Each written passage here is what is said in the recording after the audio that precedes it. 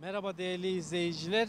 6 Şubat'ta gerçekleşen deprem sonrası ortaya çıkan tabloyu sizlere aktarmaya devam ediyoruz.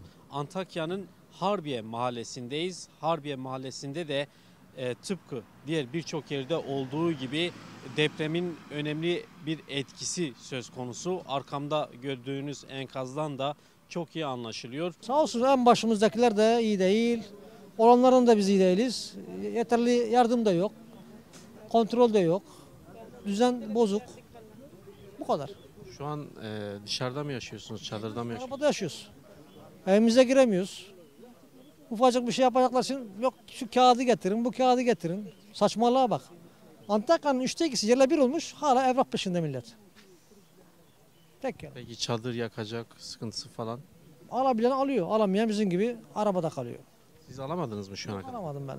Çünkü resmiyette benim binamda hasar gözükmüyor. Evimin içi turşu olmuş, dolaplarım, her şeyim yıkılmış ama gelip bir evrak kaydım yok hasar diye. İlk gün annemi kaybettim. Sağ olun. Hastanede doktor yoktu ilk gün. Annemi ben kendim çıkarttım enkazdan. 6. kata annemi ben kendim çıkarttım ve babamı kendim çıkarttım şu an. Enkazdan ilk gün çıkarttım. Annem ne yazık ki hastanede hiç doktor olmadığı için vefat etti. Depremin ilk günden itibaren Balcalı Hastanesi'ne gittik. Babamı daha dün çıkarttım. Ve şu an nereden yardım alacağım, ne yapacağım hiçbir şey bilmiyorum. Söyleyeceğim bir şey yok. Yani benim kanım gitti, kaynım gitti, kaynanam gitti. Bir aile olduğu gibi gitti. Hepsi şey yönetim. Yani şu anda benim elim kırık. Bu 2 tane ameliyat, 3 tane ameliyat yaptılar yani. Gene bak sırada bekliyorum. Herkes sağlam gibi yani. Bir esasında böyle benim kişilere bir öncelik yapması lazım yani. Ayakta duracak halim yok. Sürünüyoruz.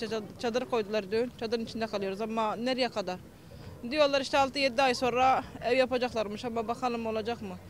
Çünkü ya ama benim bir şikayetim var. Şimdi biz 3 katlı kayınbiraderimin üstüneydi ev. Biz üstümüze almadık. Yani evimiz çöktü. Hiçbir şey alamadık. Tam yıkıldı. Biz 10.000 TL'den de yararlanamıyoruz. Yani hiçbir yardımdan da yararlanamıyoruz. Evimiz bize yani ait olmadığı için, üstümüze olmadığı için. Ama Yani, depremzedesiniz ve eviniz de yıkıldı. tabii ki depremzedeyim ve evim tamamıyla yıkıldı. Hiçbir eşya da kaldıramadım hiçbir şekilde.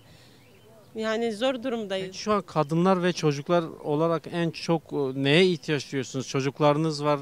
iyiyim diye o şortman bulamıyorum çocuklar İç çamaşır için. mesela, iç çamaşır. Çorap, bunlar işte. Temizlik ürünleri. Şampuanımız yok, yıkanacağız, bir şeyimiz yok. Evimiz 3 katlı battı. Depremzedelerin görüşlerini almaya devam ediyoruz. Kendi imkanlarıyla kurdukları çadırlarda. Merhaba abla, geçmiş olsun. Ne durumdasınız? Çok kötü durumdayız.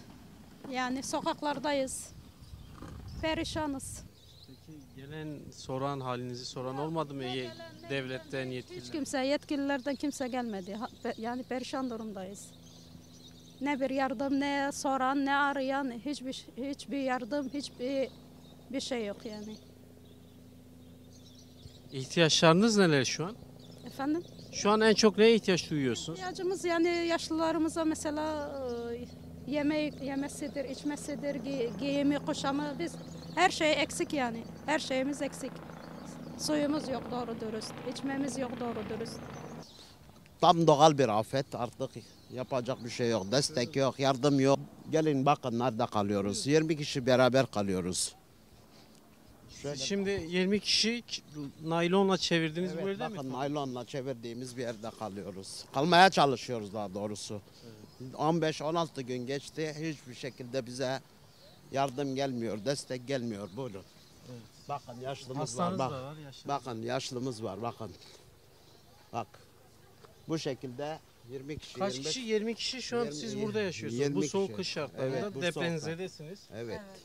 Bu şekilde yaşıyoruz. Kayınbabam, kayınannem, 2 anne yaşlım. Bir tane eltim var kör, engelli. Hepimiz buradayız. Hepimiz gerçekten çok zor durumdayız. Yani millet evet sağ olsunlar herkes bize yardım etmeye çalışıyor görünüşte ama lütfen biraz daha sadece gıda yardımı, çadır yardımı. Çünkü ne kadar da olsa bir çadır 2 çadır yetmiyor. Ama size yardım edenler de herhalde gönüllüler. Gönüllüler evet sağ olsunlar gönüllüler bize yardım ediyor.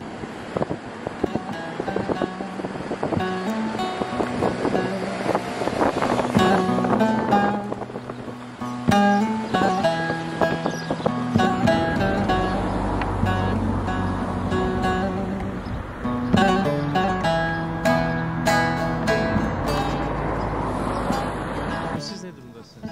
Vallahi ben 15 günlük depremden 2 gün önce bebeğim oldu, dünyaya geldi. Peki, Onunla birlikte sokakta kaldık. Benim evim hasar gördü, devlet ona izin vermiyor içeri girmemizi. Muhtardan çadır istiyoruz. Kendi mahalle muhtarı çadır yok diyor. Annemin oturduğu mahalleye gittik. Annemin dışarıda kalıyoruz. Annemin yanında çadırda kalıyoruz. Yok bir yere gidelim bir şeyimiz yok. Paramız yok, bir şeyimiz hepsi evde kaldı. Gitti. Peki başka ne ihtiyacınız var? Annemin tansiyonu var, ona ilaç bulamıyoruz. Git dolaş, bu ilaç bu yok, bu ilaç yok. Başka ilçeye gönderdi bizi, orada benim işlerim vardı, oraya gittim. Gene ilacı bulamıyorum. İlaç sıkıntısı çok oluyor. O devlet büyüğü dediğimiz o baştakiler gelip görsünler şu halimizi ya. Bir Adana'ya gelmekle biri Cumhurbaşkanıymış, biri de yaveri. Gelip görsünler ya. Birebir görsünler şurayı. Yazıklar olsun. Yazıklar olsun. Görüyorsunuz işte hani bak bir elde bel, bir elde şey var. Öyle çalışıyor. Kaçıncı gündeyiz? Ne gelen var, ne giden var. Orada bir belediye başkanımız var. Sözde valimiz var.